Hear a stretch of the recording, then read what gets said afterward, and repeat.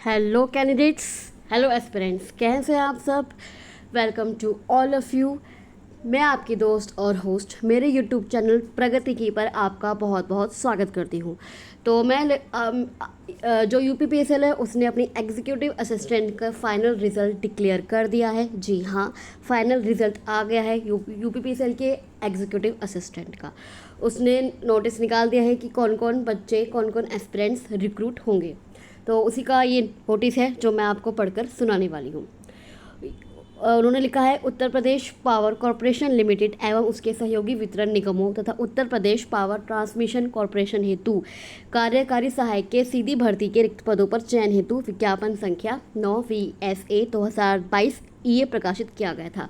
जो आपकी executive assistant की असिस्टेंट एग्जीक्यूटिव की वैकेंसी निकली थी, जो और उसका जो आपका CBT कंप्यूटर बेस्ड जो आपका टेस्ट हुआ था वो हुआ था आपका 21, 22, 23, 24, 25, 28, 29 एवं 30 नवंबर 2022 को आपकी ऑनलाइन परीक्षा हुई थी। और उसके बाद आपकी जो टाइपिंग थी वो कब थी, वो थी आपकी 3 से 7 जून 2023 तक। संपन्न दक्षता परीक्षा टंकन एवं दिनांक जो 18 जुलाई से लेकर 21 जुलाई तक आपका डॉक्यूमेंट वेरिफिकेशन हुआ था। उसके बाद आपका फाइनल रिजल्ट निकल चुका है आज 5 अगस्त 2023 को। तो ये उन कैंडिडेट्स की लिस्ट है जो कैंडिडेट्स इलेक्ट हुए हैं एग्जीक्यूटिव असिस्टेंट की पोस्ट पे। जो आपके एस्पिरेंट्स सिलेक्ट हुए हैं जो उनके रोल नंबर है वो आपके बढ़ते हुए क्रम में दिए गए हैं, जो कि इस प्रकार हैं। जो ये आपके रोल नंबर है, जो इन पे ये स्टार का मार्क लगा हुआ है। स्टार का मार्क अब मैं आपको समझा देती हूँ। स्टार का मार्क ये है, जिन बच्चों के डीवी में डॉक्यूमेंट वेरिफिकेशन के लिए गए थे तो उनके जो डॉक्यूमेंट्स थे उनमें कुछ गलतियाँ होती हैं, लेकिन जो आपका डिपार्टमेंट होता है वो उनको कुछ टाइम देता है कि आप अपने डॉक्यूमेंट्स में सुधार करके ले आइए।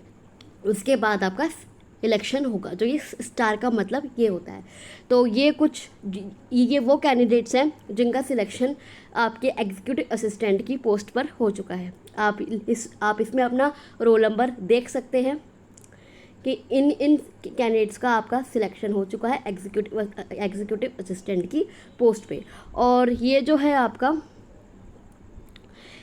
आपका स्टार मार्क है, या मैं आपको बता ही चुकी हूँ, ये उन कैंडिडेट्स का रोल नंबर है जो कैंडिडेट्स अपने डॉक्यूमेंट्स दिखाने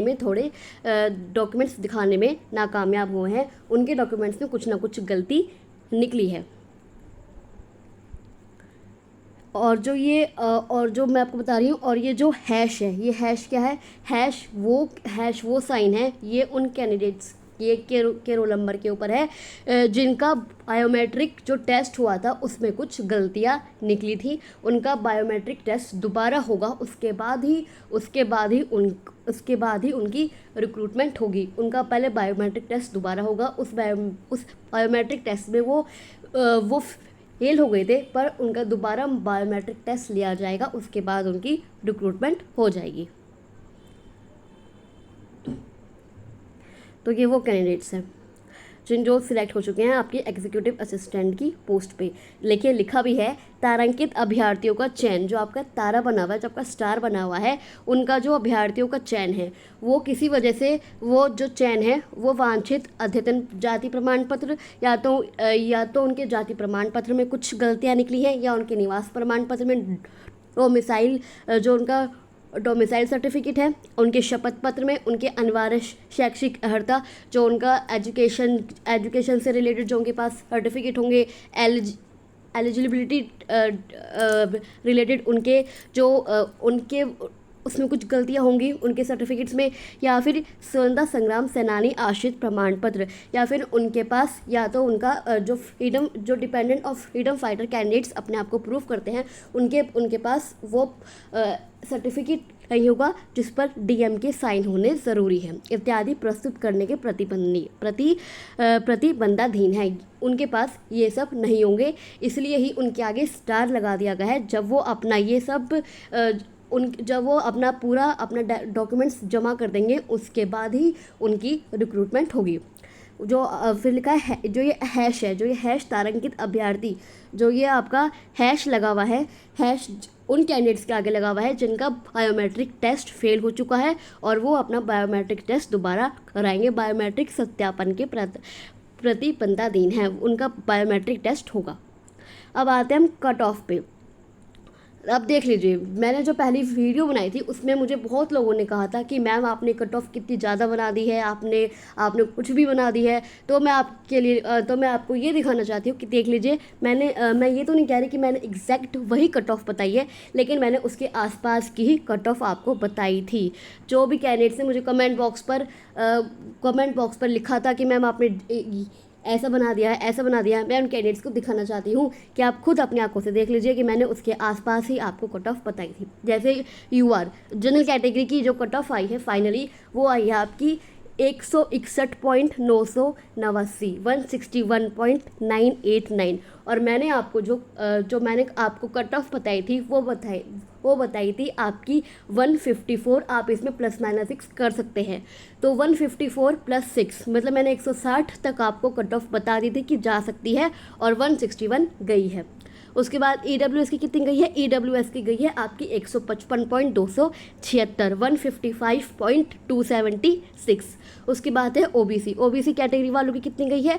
OBC कैटेगरी वालों की गई है 153.534। ऐसी मैंने OBC की भी आपको 144 के आसपास ही बताई, मैंने आपको बल्कि कम बता दी थी। और उसके बाद भी लोगों ने मुझे कहा था कि मैम आपने कट ऑफ कितनी ज़्यादा बता दी है, और देख लीजिए कट ऑफ ज़्यादा ही आई है।